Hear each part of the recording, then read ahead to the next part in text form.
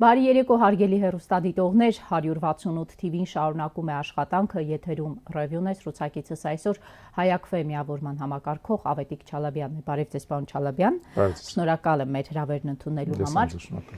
Պարոն Չալաբյան, մեր նախորդ հարցազրույցի ժամանակ դուք ինձ ասացիք, եթե ընդդիմությունը չհաղթի Գյումրիում, դուք այս տաղավար այլևս հարցազրույցի չեք գա։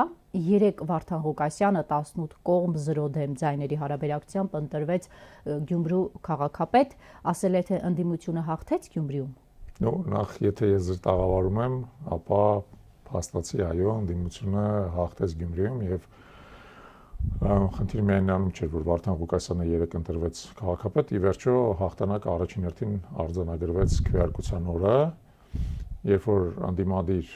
տարբեր տեխնացուներ միասին վերցրած ստացան ընտրողների ձայների ավելի քան 50%, իրական մոտավորապես 60% ստացան,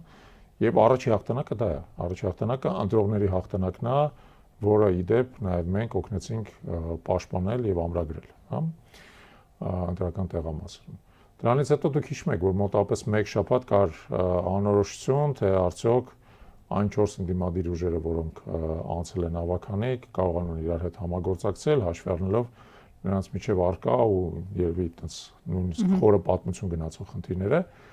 բայց այդ խնդիրն էլ հաղթահարվեց, որը նույնիսկ զարմանալ էր, մինչև վերջ պարզ չէր դա կհաղթահարվի այդ կնճիռը, թե չի հաղթահարվի, որ երեք 18 ձայներ, ոչ թե 19-ը ինչ որ իմաստով նաև դրա հետևանքեր, հա, որ հասկանում եք։ Բայց ի վերջո այդ խնդիրն էլ հաղթահարվեց։ Հիմա արդյոք կարելի է պնդել դրանով, որ այս պատմությունը, այս դրաման ավարտված է, ոչ, ավարտված չի, որովհետև Վարդան Ղուկասյանը դեռևս պետք է ցույց տա, որ ինքը կարող է արդյունավետ պաշտոն ավարել, արդարացնել այն բարձր սպասումները, որոնք ըստ էության իր նկատմամբ կան եւ Գյումրու բնակչությունից, որ ընտրել է եւ Իրան, եւ մյուս ընդդիմադիր առաջնորդներին, եւ նույնիսկ ամբողջ Հայաստանի սպասումները, որովհետեւ տեսեք հետաքրքիր իրավիճակ է առաջացել։ Մենք ունենք Հայաստանի մայրաքաղաքում Երևանում մի իրավիճակ, երբ որ ֆորմալ տեսանկյունից իշխող ուժը կարողացել է այնուամենայնիվ վերարտադրվել։ Կեղծիքներով, խախտումներով, անդիմադիր խմբակցությունից մեկը տրոհելով եւ ըստ էության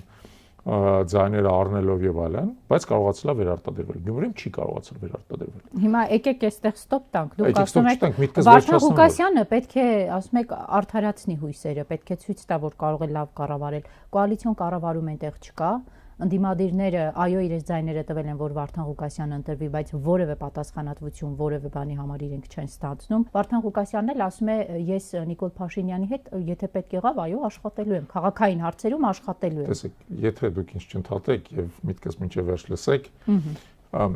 գուցե པարզ կդառնա նաեւ ձեր հարցի պատասխանը։ Նախ պետք է հիշեք, որ Վարդան Ղուկասյանը երեք ընտրվել է քաղաքապետ, սակայն կամ համայնքապետ, թե ինքը պնդեց, որ ինքը քաղաքապետ է, ոչ թե համայնքապետ, էական չի։ Մեր թիմ օրենքով միավորը կոչվում է համայնք բոլոր դեպքերում եւ շատ կարեւոր է արձանագրել են, որ թեև նա ունի համայնքի ղեկավար, սակայն կարևորագույն խնդիրները լուծում է ավականին, որոշումներ ընդունում է ավականին, ոչ թե համայնքապետը։ Օրինակ բյուջեն հաստատում է ավականին։ Եվ երբ որ բյուջեն հաստատում է ավականին, բյուջեն հաստատելու միջոցով նա նաեւ հաստատում է ծախսային գերակայությունները։ Նա որոշում է, թե համայնքի բյուջեն ինչ ուղղություններով է ծախսվելու, հա, դա մեկ։ Երկրորդը, այո, Վարդան Ղուկասյանը ընտրվել է Գյումրի քաղաքի ղեկավար, եւ դա նա բնականաբար ստիպված է լինելու փոխգործակցել, եթե ոչ համագործակցել, ապա առնվազն փոխգործակցել կենտրոնական իշխանության հետ, քանի այդ կենտրոնական իշխանությունը կա, հա։ Չի կարող այսինքն հակադրվել։ Չկարող է հակադրվել։ Հակադրվեց Գյումրին կտուժի ֆինանսապես։ Կտուժի ֆինանսապես, այո, կտուժի, բայց դա նաև մյուս կողմից չի նշանակում, որ նա պետք է ամեն հարցում համաձայնվի։ Հիմա տեսեք, ես դրա մասին եմ ուզում ձեզ ասել, որ առնվազն մինչև հերթական համապետական ընտրությունները մենք ունենալու ենք շատ պարադոքսալ իրավիճակ։ Մի կողմից ունենալու ենք այս իշխանությունը, որը մենք հիմա ունենք, մյուս կողմից Գյումրիում ունենալու ենք Վարդան Ղուկասյանին, որը ընդգծված անդիմադիր է։ Եվ նրանց միջև լինելու են տարաբնույթ հակասություններ։ Ես չեմ կասկածում նույնիսկ, որ գործող իշխանությունը փորձելու է Վարդան Ղուկասյանին ինչ որ մի հարցի վրա բռնել, քրեական գործառույցել, ինչ որ մի հարցի վրա նրա շրջապատից մարդ բռնել, քրեական գործառույցել, փորձել նրա վրա ճնշում գործադրել, բայց նույնիսկ էլ ավելի կարևոր փորձելու է վարքաբեկել նրան նաև որպես ղեկավար եւ փորձելու է նաև Սարիկ Մինասյանը 3 է դրա մասին արդեն ասել։ Երբ ասել է Գյումրիում ճգնաժամ է եւ պետք է գնալ արտահերթ Այո, ընտրությունների։ թեև Գյումրիում ճգնաժամ դեռևս չկա, այո, ոչ մի ճգնաժամ էլ չկա, բայց դա ակնհայտ է, որ գործող իշխանությունը Սարիկ Մինասյանի շուրթերով արդեն անոնս է անում, որ նա փորձելու է Գյումրին տանելու ճգնաժամի։ Եվ ինչու է նա դա փորձելու տանել, որպեսզի մնացածների աշկը վախեցնի, ասի գիտեք ինչ, այդ տեսակ նույնիսկ հաղթելու դեպքում մենք կարող ենք մեր ունեցած լծակներով ձեզ հաղթել։ Որից եւս մի անգամ հետևում է, որ ինչպես ես արդեն ասացի, դրաման դերևս չի ավարտվել, ընդհակառակը նոր է սկսվում, եւ շատ կարեւոր է, որ ընդդիմադիր բոլոր այն թևերը, որոնք միասին համատեղ աշխատելով կարողացան Գյումրիի մեծ արդյունք արձանագրել, իսկ ասեմ, որ շատերն են աշխատել, որպեսզի այդ արդյունքը արձանագրվի եւ իշխանության կատաղի դիմադրությունը հաղթարի, որտեղ իշխանությունը Գյումրիում կատաղի դիմադրությունը ցույց տվել։ Բայց բոլոր դեպքերում այդ դիմադրությունը հաղթարվել է, հիմա այդ պատմությունը շարունակվում է եւ դրա ամեն փուլում, ամեն օր, ամեն շաբաթ, ամեն ամիս պետք է կարողանալ գտնել նոր լուծումներ, համագործակցային նոր հնարավորություններ, որպեսզի այս փորձը ընդդիմադիր չտապալվի։ Որտեվ կարող է տապալվել, դրա հավանականությունը գոյություն ունի, ավելի ինչպես արդեն ասացի, դրա անոնսը արդեն երեգարվել։ Ասում եք ընդդիմադիրները աշխատել են, որպեսզի Գյումրիում ունենաք այս արդյունքը, ճիշտ է։ Եվ հիմա Վարդան Ղուկասյանը դառնալով Գյումրու քաղաքապետ, ասում է, որ կողմ է միութենական պետությանը։ Հիմա նրա հաղթանակի համար այդ թվում աշխատած ընդդիմադիրները չպետք է Վարդան Ղուկասյանին ասեն, ես ինչ ես ասում։ Պետք է, օրինակ ես ասում եմ, Վարդան Ղուկասյան, ես ինչ ես ասում։ Հայ հենց դեր առաջ ասում եմ, ես ինչ ես ասում, ինչ միութենական պետություն, Բելարուսի մոդելով։ Բայց եկեք մյուս կողմից հիշենք հետեւյալը, հա, Վարդան Ղուկասյանը տվյալ դեպքում նախ ընդհանրապես ասած տվյալ դեպքում արտահայտում է իր անձնական կարծիքը։ Բնական է, չէ՞ որ նա մեր կարծիքը դրանով չի արտահայտում, մենք էլ բնականաբար որպես հայ կենտրոնուժ որևէ կերպ կողմ չենք որևէ վերպետական միավորման, որը սահմանափակելու է մեր ինքնիշխանությունը։ Լավ կլներ, որ Վարդան Ղուկասյանը այդ հայտարարությունը արած չլներ, մեր բոլորի համար այդ խնդիրը ստեղծած չլներ։ Եվ իդեպ պետք է հաշվի առնել հետեւյալը, այն որ այնտեղ ընտրվել է քաղաքապետ Վարդան Ղուկասյանը, դա այնպես չի, որ դա մեր ընտրությունն է, դա Գյումրիի ընտրությունն է։ Մենք օրինակ գնացել ենք այնտեղ պայքարել ենք դրա համար, որ Գյումրիի բնակչությունը կարողանա իր ընտրությունը կատարել։ Արդյոք մեր համար այդ ընտրությունը իդեալական ընտրությունն է, ոչ իդեալական ընտրություն չի, ձեր տաղավարումն ասում եմ։ Մենք մեր համար այնտեղ ուրիշ տեխնացուներ կային, որոնք Վարդան Ղուկասյանից ավելի գերապատվելի կլինեին, ավելի նախընտրելի կլինեին։ Բայց հիմա ինքն է ընտրվել։ Դա է Գյումրիի բնակիչների ընտրությունը, եւ այդ ընտրությունը պետք է հարգել, բայց նույնիսկ եմ ուզում ձեզ ասեմ։ Հիշեք, որ Գյումրիում իրականում իշխանության է եկել ոչ թե Վարդան Ղուկասյանը անձամբ, այլ 4 ընդդիմադիր խմբակցություններ, որոնք էապես իրարից տարբերվում են, բայց որոնց միավորել է բոլորին քաղաքացիական պայմանագիրը իշխանազրկելու եւ դրա միջոցով Հայաստանի թուրքացումը կանխելու օրակարգը, որ ավելի բարձր է, քան թե մնացած բոլոր տարաձայնությունները։ Ասում եք Վարդան Ղուկասյանը Հայաստանի ինքնիշխանությունը վնասող հայտարարություն է արել։ Նման մի հայտարարությունն էլ երեք ազգային ժողովում արել է Նիկոլ Փաշինյանը, ասելով, որ այո, Հայաստանին պետք է նոր սահմանադրություն, որտեղ չպետք է հղում լինի անկախության հռչակագրին։ Հիմա եկեք այս երկու հայտարարությունները դնենք իրար կողքի։ Եկեք իրար կողքի չդնենք, ամեն մեկին առանձին արձագանքենք, նախ Վարդան Ղուկասյանի հայտարարությունից արդեն արձագանքեցի, հիմա արձագանքենք Նիկոլ Փաշինյանի։ Նա խիստ դատապարտել է, խիստ դատապարտել է։ Երկրորդը պարզապես ուզում եմ արձանագրել հետևյալը։ Նիկոլ Փաշինյանը այն անձը չի, որը կարող է այս կամ այն կերպ անկախության հռչակագիրը չեղարկել։ Դա իր ուժերից վեր է։ Ինչով է իր ուժերից վեր։ Ամեն ինչով, որովհետև անկախության հռչակագիրը այս պետության անկախության, այսպես ասած, անձնագիրն է, ծննդյան վկայականն է, դրա մասին ձեր տաղավարում ենք խոսել, եւ Նիկոլ Փաշինյանը շատ փոքր է, ընդհանրապես ասած, ես մի անգամ ասել եմ, որ նա քաղաքական գաճաճ է։ Քաղաքական գաճաճ է, նա թուրքական գաճաճը Արցախը կհանձներ կմնար իշխանության։ Ներողություն։ Դա տեղանացել են պայմաններում, երբ որ թուրք-ադրբեջանական տանդեմը, որը Իրան ժամանակին իշխանության է բերել, շարունակել է Իրան իշխանության պահել, ամեն ինչ արել է, որ Իրան իշխանության պահի։ Եվ մենք դրա մասին խոսել ենք եւ արձանագրում ենք այն փաստը, որ քանի Հայաստանի վրա կա թուրք-ադրբեջանական տանդեմի գերիշխանությունը, նույնիսկ քաղաքական գաճաճները եւ ավելին ձեզ ասեմ, հիմնականում քաղաքական գաճաճներն են, որ կլինեն իշխանության, որովհետեւ իրական քաղաքական գործիչները, իրական մեծությունները բնականաբար չեն կարող ձեռք տալ թուրք-ադրբեջանական տանդեմին։ Խնդիրը նրանում է, որ մենք կարողանանք թուրք-ադրբեջանական տանդեմի գերիշխանությունը Հայաստանի նկատմամբ հաղթարենք, ջարդենք այդ գերիշխանությունը։ Գյումրիում արածը այդ ուղղությամբ կարևոր քայլ էր, որը պետք է արձանագրել եւ հասկանալ, որ այդ քայլով չի սահմանափակվում, այդ քայլով սկսվում է, բայց բոլորովին չի սահմանափակվում։ Հիմա Փաշինյանը հրաշալի գիտի, որ ինքը չի կարող փոխել սահմանադրությունը։ Պարզապես մի փաստ ձեզ նշեմ, վերջերս մեր հիմնադրամներից մեկը, Արար հիմնադրամը կատարել էր հետազոտություն, որում բնակչության 97.5%-ը դեմ է սահմանադրական փոփոխությանը, որի արդյունքում անկախության հռչակագիրը պետք է սահմանադրությունից հանվի։ Դրեք մի կողմ սոցիոլոգիական հարցումները, պարոն Չալաբյան։ Չեմ դնի մի կողմ։ Նույն սոցիոլոգիական հարցումներով քանի տոկոսներ դեմ արտահայտվում, որ Փաշինյանը Արցախը ճանաչի Ադրբեջանի կազմում եւ ուր է գետնի վրայի դեմ արտահայտությունը։ Ներողություն, տեսեք, հիմա էլ բնակչության 80%-ից ավելին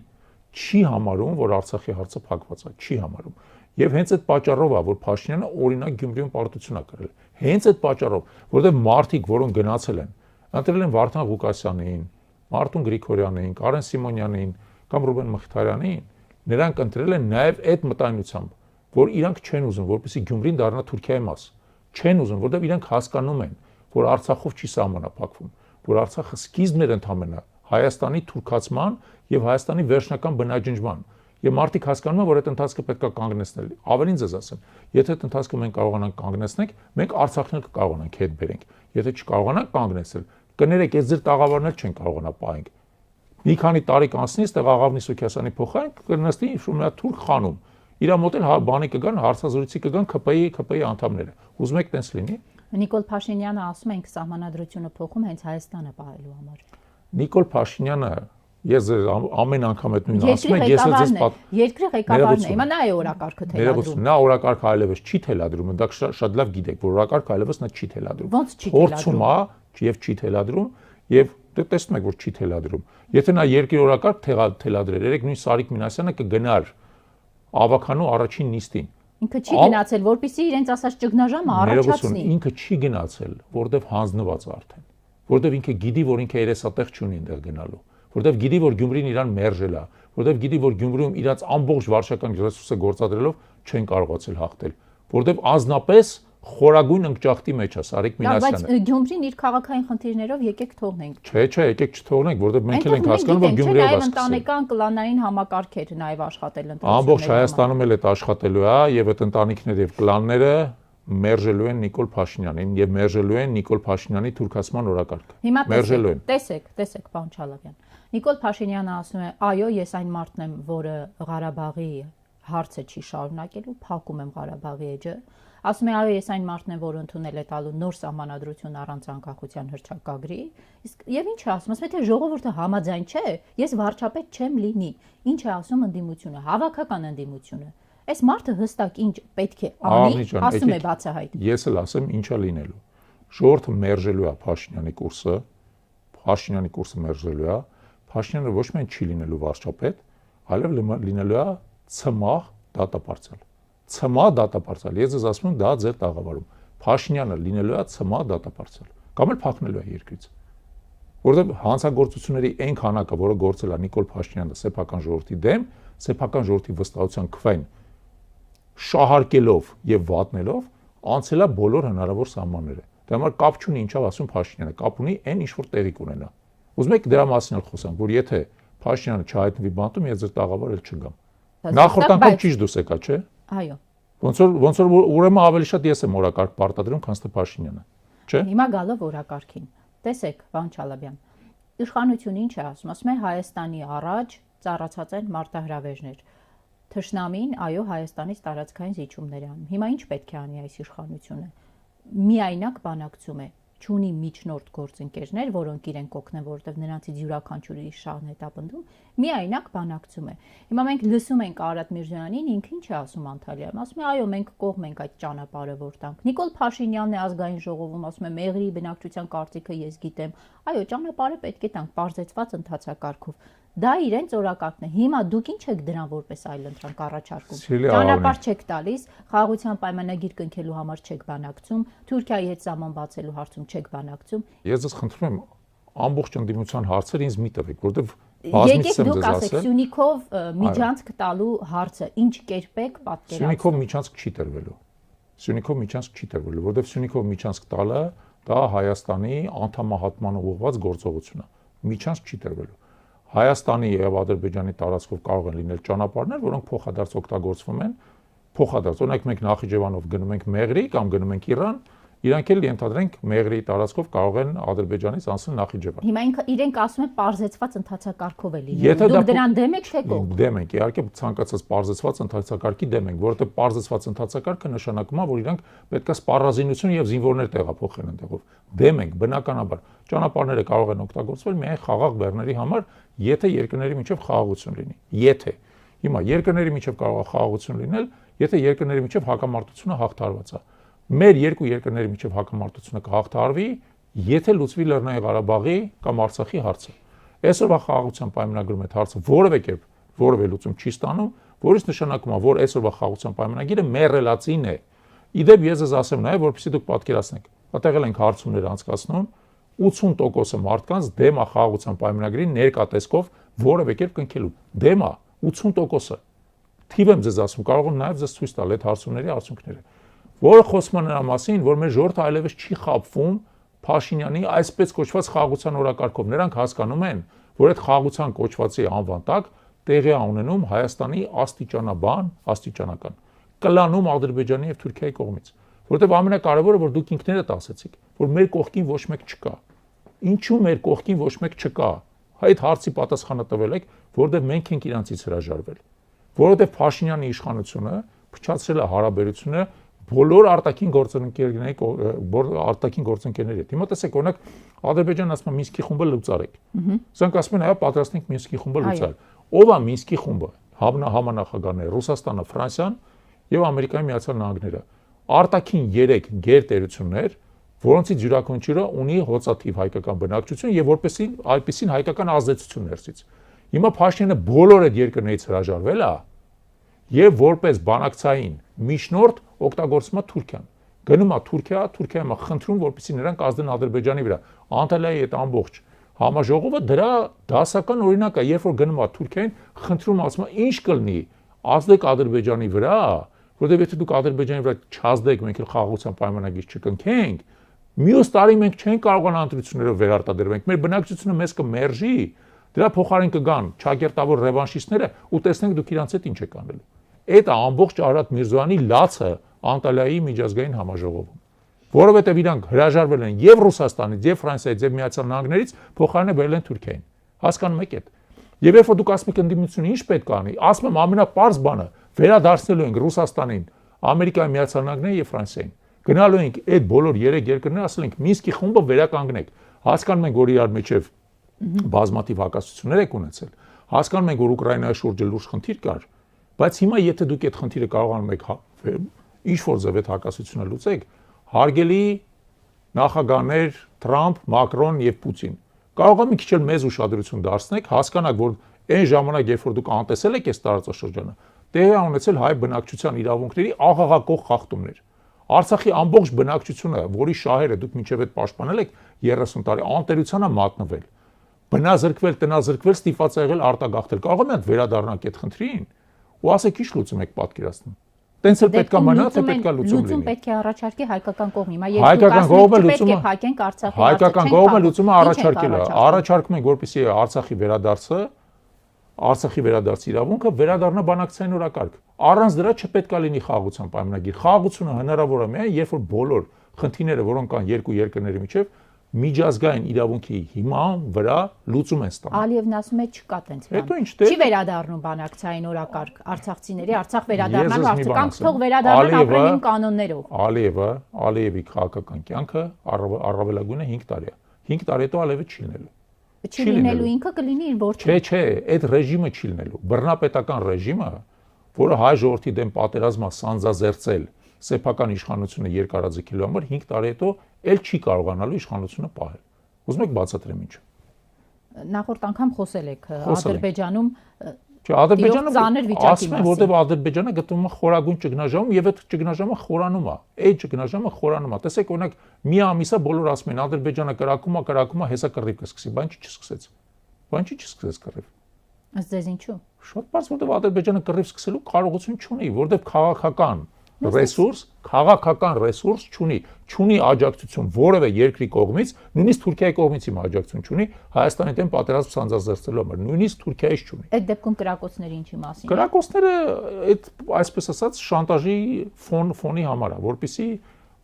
տեսել եք ձեր մոտ եկել է իմ գործընկեր Ավետիք Քերոփյանը, ասել է, օրինակ եկել են Խոզնավարից, փորձել են որ մենք երկու դիրքից նահանջենք, թեև չեն նահանջել մեր զինվորականները, հա։ Շանտաժի համար ընդհանրապես։ Եթե կռիվ սկսող լինեին, արդեն սկսած կլինեին։ Գարունը սկսել է արդեն բարենպաստ եղանակը եւ այլն։ Կռիվ սկսող լինեին, սկսած կլինեն։ Կարծիք, որ ադրբեջանական կողմը 2026 թվականի գարնանը կանցնի ռազմական գործողությունների։ Եկեք մինչև 2026 թվականի գարունը, այս մի տարին արդյունավետ օգտագործենք, որպեսզի այդ հնարավորությունը եւս բացառենք։ Հիմա եկեք կետերով գնանք Սյունիքի միջանցքի հարցում, Սյունիքով ճանապարհ տալու հարցում, դուք ասացիք կողմ եք, որ ճանապարհը տա, բայց ոչ երբեք միջանցք։ Դեմ եք նաև բարձրացված ընթացակարգին, այնինչ ասում է Հայաստանի իշխանությունը։ Ահա, սա ձեր օրակարգն է տանեք առաջ։ Հայ-թուրքական հարաբերությունների հաստատում ինչ է ասում այս իշխանությունը, ժողովուրդ Թուրքիայի հետ հավերժ փակ սահմանով ապրել չեն կարող։ Եկեք գնանք հետները լեզու գտնենք, որտեղ տնտեսապես մեզ ձեռնտու է, որ սահմանը բացվի։ Ով է ապացուցել, որ ձեռնտու է։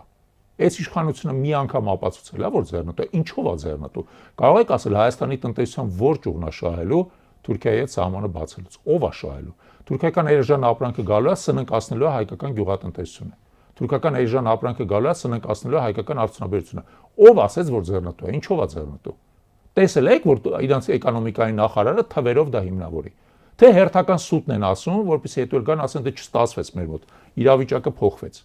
Անիֆի կամ Արցախի պես մի հատ հերթական սուտ են ասում, որը ախր մի բան ձեզ ասեմ, էլի այս վարչակարգի ղեկավարը մի հարցում գոնե ազնվություն է ունեցել, լինելով այսպես ասած ապացուցված սուտասան, մի հարցում ազնվություն է ունեցել, ասել է ես տգետ եմ, 7 տարի նույն դասարանում եմ մնացել։ Ոնց կարելի է տգետների խոսքը ամեն անգամ բերել այս տաղավար ու ներկայացնել որպես ճշմարտություն։ Այդ մարդը այս երկրի ղեկավարն է։ Ցավոք, եւ որոշում է ներքին արտաքին քաղաքական բոլոր հարցերը։ Չի որոշում արդեն, ցավոք, թյուրիմացաբար դեռևս այս երկրի ղեկավարն է, երկար չի մնա, ասեցի ձեզ։ Այս երկրի ղեկավարի կաբինետից գնալու է բանտախոց։ Այսինքն հայ-թուրքական հարաբերությունների մասով դուք որպես Ավետիք Չալաբյան կողմ եք, որ սահմանը փակ մնա, չբացվի։ Ես կողմ չեմ, որ սահմանը փակ մնա, բայց ես կողմել չեմ նրան, որ սահմանը բացելու դիմաց մենք հրաժարվենք մեր ազգային ինքնությունից, մեր հիշողությունից, մեր իրավունքներից։ Ես դրան դեմ եմ։ Ինչի՞ համար պետք է հրաժարվենք։ Ինչ է տալու այդ սահմանի բացումը մեզ։ Ինչ է տալու։ Այ դուք ասում եք, որ ինչ-որ բան է տալու։ Դե դուք ասեք, ինչ է տալու այդ սահմանը։ Ես իշխանությանն եմ ցիտում։ Հայաստանի շնչուղիները բացվելու են, որովհետև փակ սահմաններով ապրելը դժվար է։ Հայաստանի շնչուղին հիմա էլ է բաց, մի անհանգստացեք։ Հայաստանում տնտեսական աճը բոլոր այս տարիների ընթացքում ավելի բարձր է եղել, քան թե Թուրքիայում։ Շնորհիվ Ռուսաստանի։ Կապ չունի շնորհիվ ինչի։ Կապ չունի շնորհիվ ինչի։ Չէ, շնորհիվ հայ ժողովրդի տաղանդի, շնորհիվ հայ ժողովրդի նախաձեռնության, ձեռնարկատիրական ջիղի եւ այլն։ Բոլորին թվում էր, որ եթե իրանք սահմանները փակեն Թուրքիան եւ Ադրբեջանը, Հայաստանը շնչահեղձ ալնում։ Հայաստանում մեկ շնչին ընկնող հնան Ադրբեջանից ավելի բարձր է, թեև Հայաստանը ոչ նավթ ունի, ոչ գազ։ Փակ սահմանների պայմաններում։ Ինչ եք ուզում։ Հիմա հաջորդ հարցը, ինչ է ասում իշխանությունը։ Ադրբեջանի հետ պետք է ունենանք սահմանագծված, սահմանազատված սահման։ Լավ։ Դուք եք գալիս իշխանության, չեք գնում սահմանագծում, սահմանազատում անեք։ Ներողություն, տեսեք, դուք հիմա սայլը դնում եք եզի առաջ։ Եթե ունենանք Ադրբեջանի հետ խաղաղության պայմանագիր, որում հիմնավոր լուծում է տրվում Արցախի հարցին, բնականաբար դրանից հետո սահմանազատում էլ կանենք։ Բայց դուք ո՞նց եք պատկերացնում, Արցախը թողում ենք Ադրբեջանի կազմում, որպես ավերակ, որպես պատմական ռեալ չէ խոսելը դրա մասին։ Գուցե 10 տարի հետո Հայաստանը ունենա մարդկային, դիվանագիտական եւ այլ ռեսուրս, ներուժ խոսել, բայց հիմա այս փուլում չեմ կարող խոսել։ Ներողություն, խոսել կարող ենք միշտ։ Խոսել կարող ենք միշտ։ Այլ բան է, որ կարող է այս փուլում չեն կարող միանգամից հետ բերել։ Խոսել կարող ենք միշտ, ավելին ձեզ ասեմ, եթե մենք այս փուլում հրաժարվենք դրանից, էլ հետո էլ երբեք էլ չեն կարող խոսել։ Իրենք էլ ասում են, եթե այս փուլում խոսենք, Հայաստանի Հանրապետությունը դնում ենք վտանգի առաջ։ Ինչով ենք դնում վտանգի առաջ։ Ազգային ժողովում հայտարարեց, ասեց, բա էսկալացիաներ որ լինեն, տեսեք, խոսելով արցախցիների բողոքի ցույցերի մասին, ասում է հիմա որ էսկալացիաներ լինեն։ Մի բան ձեզ ասում էլի, տեսեք։ Ուրեմն արդեն քանի տարի է, 2020 թվականից ի վեր, 4.5 տարի է, այս մարդը մեզ վախեցնում է պատերազմով։ Անընդհատ դրանով հանդերձ էսկալացիաներ են լինում, իր տահասության, անձեռնահասության պատճառով Հայաստանի Հանրապետությունը կորուստներ է կրում, Արցախը մենք կորցրել ենք, ինքը մեզ շարունակում է վախեցնել էսկալացիաներով։ Իսկ կարող է պետք է դադարել վախենալ էսկալացիաներից։ Դրա փոխարեն պետք է էսկալացիաներին պատրաստվել, դիմագրավել այդ էսկալացիաներին եւ Ադրբեջանի ձեռքից վերցնել այդ մահակը։ Ինչքան կարելի է համակերպել այն գաղափարին, որ Ադրբեջանը նույնիսկ առանց պատերազմի հայկական տարածքներ է խլում։ Դուք հասկանում եք, որ մինչև 2020 թվականը բոլոր ռազմական փորձագետները ասում էին, որ Ադրբեջանը առնվազն 100,000 կորուստ պետք է տա, որպեսզի Արցախը կարողանա գրավել։ Բայց իրականում 15,000 կորուստով Արցախը գրավեց։ Ընդամենը 15,000, ինչի, որովհետև մենք խուսափում ենք Ադրբեջանին դիմագրավելուց, նա էլ առաջ է գալի։ Ու նա առաջ է գալի ու մտել արդեն Հայաստանի Հանրապետության տարածքը։ Հիմա պատկերացրեք, վաղը Ադրբեջանը գա, Սոտկով անցնի, որտեղ այդտեղ ամենահարմար անցումն է, գա դուրս գա Սևանալիճի ափը, խողովակաշար դնի, պոմպակայան կառուցի ու Սևանալիճը չորացնի։ Ու մենք ասենք, դե եկեք ոչ մի բան չանենք, որտեղ էսկալացիա կլինի։ Թող Սևանալիճը չորանա, ոչինչ։ Այդ տրամաբանությունը ֆունդամենտալ թերի տրամաբանություն է։ Դու չես կարող կառուցել քո պետական քաղաքականությունը անընդհատ դիմացինից վախենալու հիման վրա։ Դա հնարավոր չի։ Էսկալացիա կլինի, պետք է մտածես այդ էսկալացիային ոնց ես դիմագրավելու։ Դրա բազմաթիվ օրինակներ ունենք, չէ՞, Ուկրաինան ոնց է, մինչև հիմա 3 տարուց ավել ոնց է կռվում։ Բայց նայեք Ուկրաինային աշխարհի քանի երկիր է օգնում։ Բայց կարող է դա նրանից է, որ Ուկրաինան ունի ավելի շնորհքով ղեկավարություն, իսկ մենք ապաշնոր ղեկավարություն։ Եթե մենք ցած ապաշնոր ղեկավարություն չունենայինք, կարող է մեզ էլ օգնեին։ Երբևիցե այդ հարցը տվել եք, թե Փաշինյանին ինչու ոչ մեկ չի օգնում։ Գուցե չեն օգնում, որովհետև բանի տեղ չեն դնում, որովհետև չեն հարգում, որովհետև լուրջ չեն վերաբերվում։ Բա ոնց է ստացվում, որ 16 թվականին Ադրբեջանը էսկալացիայի գնաց, բոլորը խառնվեցին իրար, եկան կանգնացրեցին եւ ընդհակառակը Հայաստանին սկսեցին օգնել։ Բա ոնց ստացվեց այդ։ Ինչի Փաշինյանին չէին օգնում։ Ասում է, ես ժողովրդավար եմ, ես եմ, բաստիոն եմ, այն եմ, բայց իրա ժողովրդավարները իրան ինչի չեն օգնում։ Որտեվ կարող է անձնապես իրան չեն հարգում։ Մարդու տեղ չեն դնում։ Որտեվ այն ինչ որ մենք մինչև վերջ չենք ուզում տեսնենք, որ ինքը սուտասանա, մնացածները արդեն վաղուց հասկացել են։ Հասկանում են, որ անարժեք է, տգետ է, սուտասանա, որ պետք չի իրան ընդհանրապես օգնել։ Ընդհակառակը պետք է սպասել, մինչև հայ ժողովուրդը իրան կփոխի։ Եվ դրան քիչ է մնացել։ Որպեսզի հայ ժողովուրդը Նիկոլ Փաշինյանին փոխի, այդ նպատակով Հայաստանում կա անդիմադիր մի շրջանակ, որը առաջարկում է ազգային ժողովում սկսել Փաշինյանին անվստահություն հայտնելու գործընթաց։ Ձեր դիրքորոշումը այս հարցի վերաբերյալ ինչպիսին է։ Ես կարծում եմ, որ բոլոր հնարավոր խելամիտ սահմանադրական միջոցներն էլ ընդունելի են, բոլոր հնարավոր սահմանադրական միջոցները։ Եթե շրջանակը պատկերացնում է, թե ինչպես է պետք քաղաքացիական պայմանագրի 20 падգամավորների,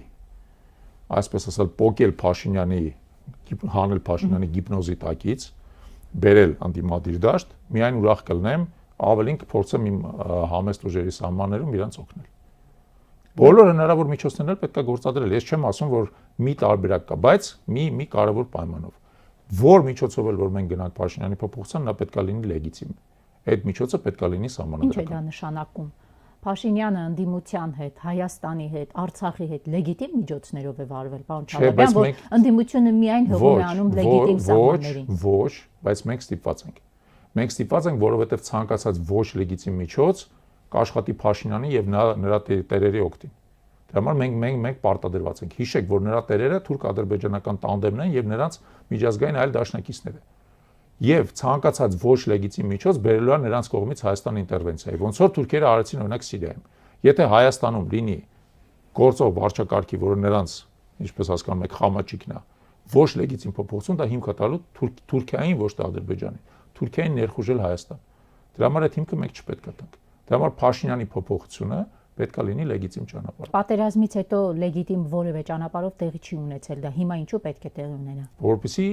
որևէ մեկին հիմք չտանք Հայաստան ներխուժել։ Հա, բայց ընդդիմությունը ունի, չէ, 7 տարվա փորձ ունի։ Լավ, պատերազմից հետո 20 թվականից հետո ունի մի քանի տարվա դառը փորձ։ Լեգիտիմ որևէ ճանապարհով այս մարդը չի գնում տուն։